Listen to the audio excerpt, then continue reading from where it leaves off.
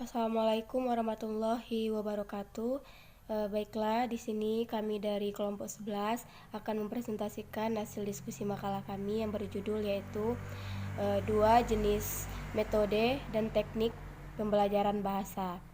Nah, di sini saya Pipindri sebagai moderator, dan anggota kelompok saya ada Miranda Aryani, ada Resti Fitri Wulandari, Rajulan Ufia, Rosa Selinda, dan Bahrul.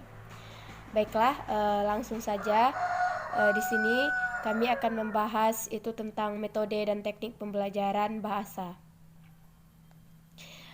Baiklah, bagian pertama yaitu tentang metode dalam pembelajaran bahasa itu akan dijelaskan oleh saya sendiri. Baiklah, bagian A yaitu mengenai metode dalam pembelajaran bahasa itu ada dua. Yang pertama metode langsung dan yang kedua itu metode alamiah.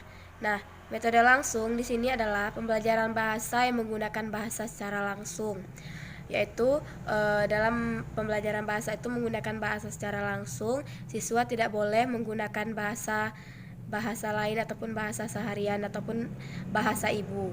Siswa hanya boleh menerapkan bahasa yang akan dipelajarinya atau bahasa Indonesia. Nah, tujuan dari metode secara langsung ini adalah agar siswa mampu berkomunikasi dengan baik dengan menggunakan bahasa Indonesia yang baik dan benar, karena bahasa Indonesia merupakan bahasa kedua setelah bahasa ibu. Nah, selanjutnya yang kedua yaitu ada metode alamiah.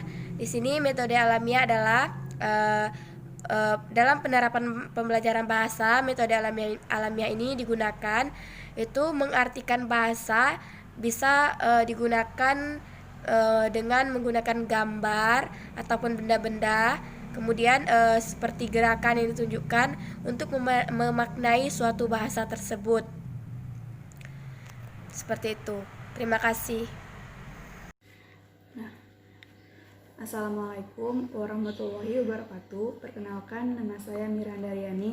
Saya di sini akan melanjutkan materi pembahasan kelompok kami. Saya akan menjelaskan materi tentang teknik ceramah dan teknik tanya jawab. Yang pertama, saya akan menjelaskan bagian teknik ceramah. Jadi, pengertian teknik ceramah ini adalah penyajian pelajaran yang pelajaran oleh guru dengan cara memberikan pelajaran secara lisan. Jadi, metode ceramah ini metode yang paling banyak dilakukan atau dilaksanakan oleh guru pada siswanya. Alasan penggunaan metode ceramah, yang pertama, siswa perlu penjelasan dari guru untuk menghindari kesalahpahaman dari materi tersebut. Yang kedua, karena tidak ketersediaannya buku sumber pelajaran. Yang ketiga, menghemat waktu, biaya, dan peralatan. Baiklah, saya akan melanjutkan bagian yang kedua, yaitu teknik tanya jawab. Teknik tanya jawab ini adalah cara penyampaian suatu pelajaran melalui interaksi antara dua arah, antara guru dan siswa, agar diperoleh jawaban kepastian materi melalui jawaban lisan siswa atau guru. Alasan pakai metode ini, yang pertama, menimbulkan rasa ingin tahu siswa terhadap permasalahan yang sedang dibicarakan. Yang kedua, melatih dan memberanikan siswa untuk belajar. Dan yang ketiga, memberi kesempatan siswa menggunakan pengetahuan yang telah dimilikinya. Baiklah, sekian materi yang dapat saya jelaskan. Wabillahi taufiq wal hidayah. Wassalamualaikum warahmatullahi wabarakatuh. Assalamualaikum warahmatullahi wabarakatuh. Perkenalkan, nama saya Sumira. Saya dari kelompok 7. Di sini saya ingin bertanya kepada kelompok 11. Kelompok 11 menjelaskan tentang dua jenis metode dan teknik pembelajaran bahasa. Yang ingin saya tanyakan, jelaskan perbedaan kedua metode pembelajaran bahasa tersebut. Terima kasih. Assalamualaikum warahmatullahi wabarakatuh. Assalamualaikum warahmatullahi wabarakatuh. Perkenalkan, nama saya Desi Gusrianti dari kelompok 9. Di sini saya ingin bertanya kepada kelompok 11, yaitu menurut Anda sebagai calon guru efektif atau tidak jika dalam pembelajaran bahasa hanya menerapkan teknik ceramah saja? Jika tidak, bagaimana solusinya menurut Anda? Terima kasih. Assalamualaikum warahmatullahi wabarakatuh. Saya Antisa Fitri.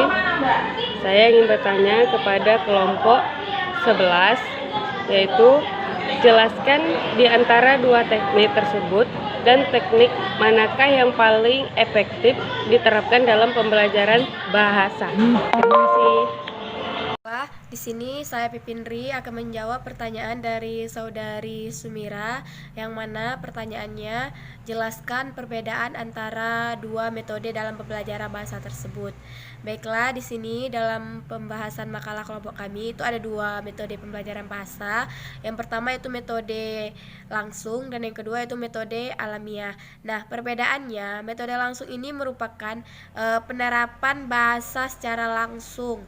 Itu misalnya dalam pembelajaran bahasa itu tujuannya apa, kemudian menggunakan bahasa yang mengkaitkan dengan tujuan pembelajaran bahasa tersebut.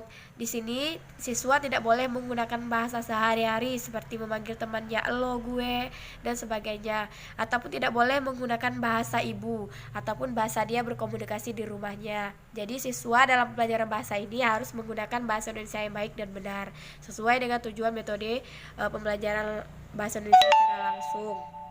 Nah, yang kedua itu ada metode alamiah. Metode alamiah ini merupakan gambaran bahasa yang diterapkan oleh dalam pembelajaran bahasa ini. Itu bisa berupa dengan benda-benda ataupun gambar-gambar ataupun dengan sebuah gerakan yang menunjukkan dari tujuan bahasa tersebut. Seperti itu dalam pembelajaran bahasa Indonesia. Terima kasih. Baiklah, di sini saya Pipinri akan menjawab pertanyaan dari saudari Antisa Fitri, yang mana pertanyaannya jelaskan di antara dua teknik pembelajaran bahasa tersebut, teknik manakah yang paling efektif dalam penerapan pembelajaran bahasa Indonesia. Nah, di sini dalam pembahasan makalah kelompok kami itu ada dua teknik. Yang pertama itu teknik ceramah dan yang kedua itu teknik tanya jawab. Nah, jika ditanya yang manakah yang paling efektif, sebenarnya semua teknik pembelajaran itu memiliki kekurangan dan kelemahannya sendiri. Nah, jika ditanyakan yang paling efektif, menurut kelompok kami di sini semua teknik pembelajaran bahasa Indonesia itu sudah efektif diterapkan. Nah, cuma di sini dia saling berkaitan. Satu teknik saja tidak bisa kita terapkan dalam pembelajaran bahasa. Harus dipadukan atau dikolaborasikan beberapa teknik. Misalnya kita menyebutkan bahwa hanya teknik ceramah saja yang paling efektif. Ternyata itu tidak membuat tujuan pembelajaran itu tersampaikan dengan baik kepada peserta didik. Nah, selain teknik ceramah, itu juga perlu teknik yang lainnya. Jadi menurut saya di sini tidak ada pembelajaran bahasa Indonesia yang hanya menggunakan satu teknik pembelajaran saja dan disebut itu pembelajaran yang efektif. Harus menerapkan beberapa teknik dalam pembelajarannya sesuai dengan materi yang diajarkan.